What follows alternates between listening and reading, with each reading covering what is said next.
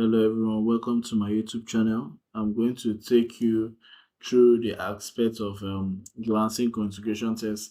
So most time, Johansen Cointegration test is part of the pre-estimation test you take before running any VAR model. So most times you take the Johansen Cointegration test to know whether there's a long-run relationship in your model or not. So most time, after running your after running your unit root test, it is advised to run the Johansen Cointegration test. The Johansen Cointegration test looks like the bound test in the ALDM model. So you use the Johansen Cointegration test to know if there's a long-run relationship in your model or not. So if there's no long-run relationship, you run your VAR model.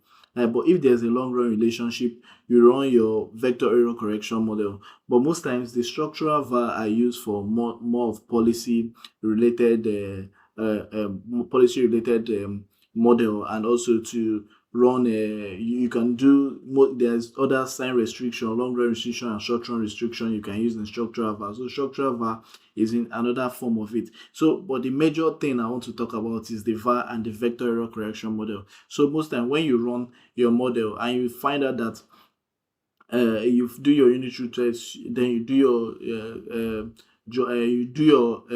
Langlet criteria, and then you run your Johansen Cointegration test. So after running your Johansen Cointegration test, if you see that there's a long run equation, when running the VECM, you have to do -1 for the lag length criteria from the lag length you've gotten. So that's how you separate the VECM from the VAR. But if it's the VAR, you put the normal lag length you've gotten into your model. So that's how you separate the VECM and the VAR. So let me show you how to do that. Okay, let's just go back to estimate. This is the normal model we've gotten before. From our analysis. Let's just continue from that. Then you go to your view, and then you go to cointegration test. When you go to cointegration test, it will ask you that number of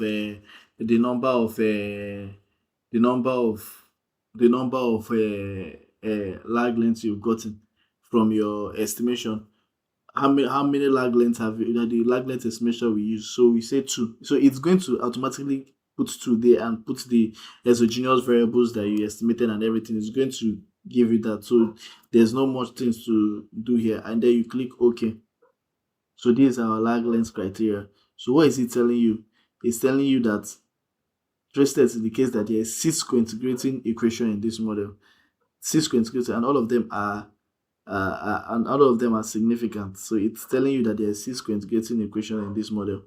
So we are supposed to run the vector error correction model, so instead of the VAR model. So I'm just using that to illustrate to you. So this result is telling you that the vector error correction model is supposed to be done. So for example, if that you had none, it is when you have none that you can go for your VAR. But at least when you have at most 1, at most 2, at most 3, at most 4, at most 5, it's trying to tell you that you're supposed to, there's a long run relationship among this model, and you're supposed to run the vector error correction model.